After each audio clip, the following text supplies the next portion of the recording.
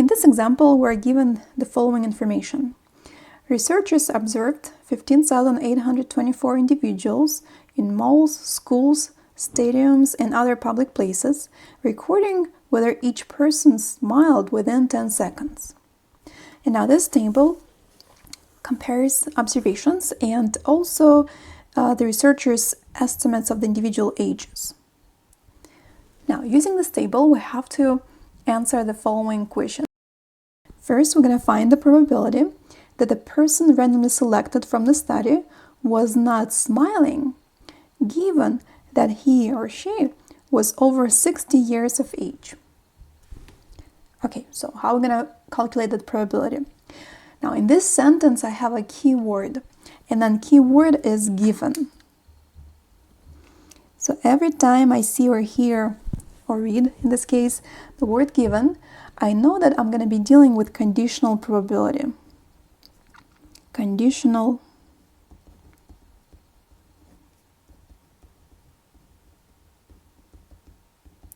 probability. I'm going to write this equation using notation, probability notation. So P stands for probability.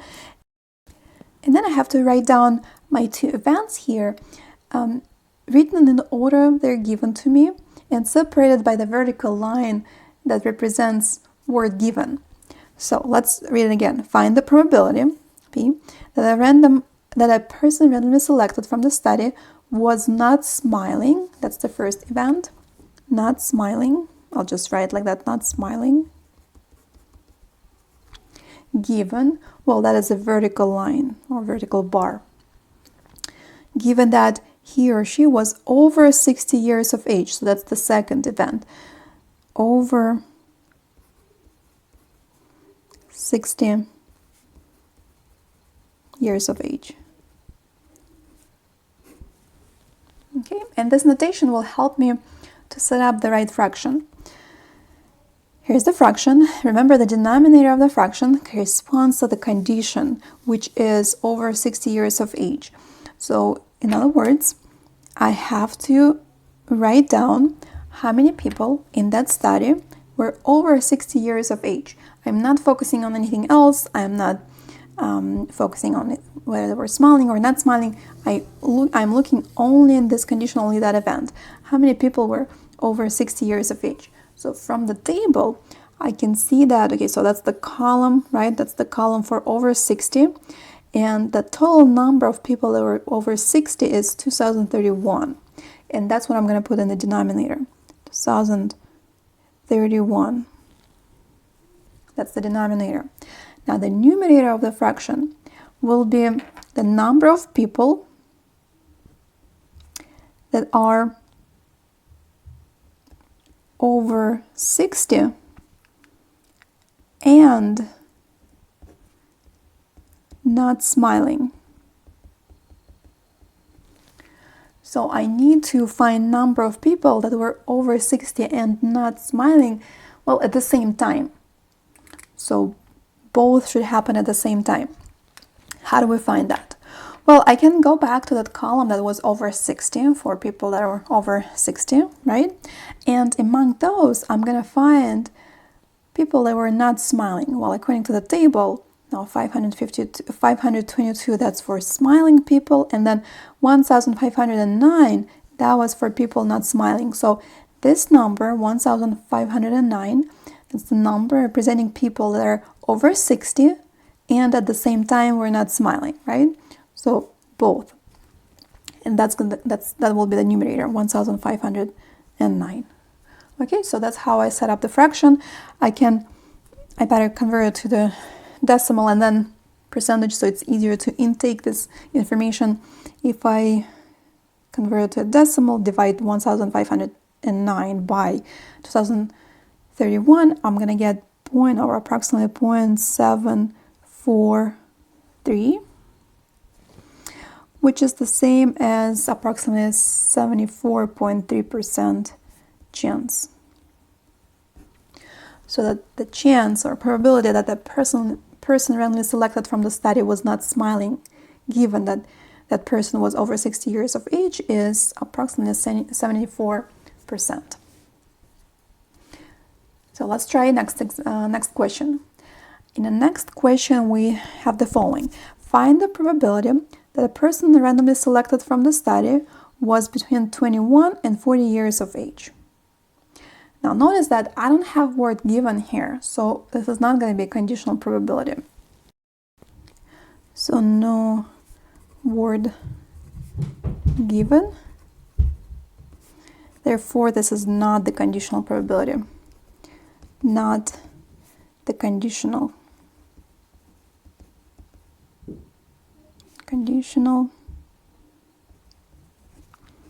probability.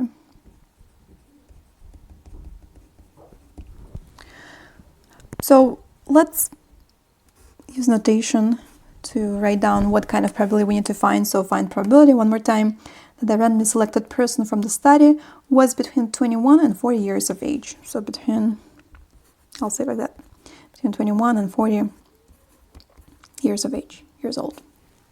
Okay, so this is only that's only one event, and that means that we're gonna just use the basic rule for finding probability. The denominator of the fraction is going to represent the total number of all possible outcomes. So when we randomly select people from that study, what's the total number of all possible outcomes?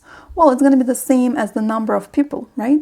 So if we have 15,824 people in the study, well, it means that that's how many different outcomes when we get when we select a person at random. So that's the denominator, 15,824. 824. And now the numerator will correspond to our event or the number of desired outcomes. Our desired outcomes is selecting person that's between 21 and 40 years of age, right? So what's the total number of possible desired outcomes? Well, according to the table, in that study, there are 4,646 people in that age range, right? So this is going to be the number of desired outcomes in this case, 4646. So 4646, 4,646 corresponds to number of desired outcomes, and I'll just make a note here. The total number of all possible outcomes. Once we divide numerator by the denominator, we'll get approximation in the decimal form, and that's 0.294. 294 if we round to 3 decimal places. And that is approximately 29.4% chance. So if we randomly select a person from that study, then the chance that that person is between 21 and 40 years of age is 29.4%. Okay, and now let's try question C. You can notice that it starts same way, right? Find the probability that the person randomly selected from the study was between 21 and 40 years of age. However, this time we have additional part. It says, given that he or she was smiling. Well, that is condition, right? And that's conditional probability. In fact, I can find that keyword again, given. As soon as I read word given, I know that I'm dealing with conditional probability.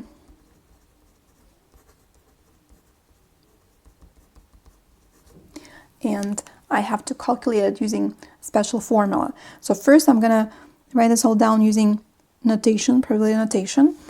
Probability that person randomly selected from the study was between 21 and 40 years of age. I always follow the order.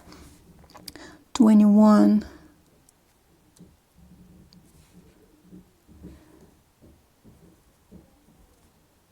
40 years of age, between.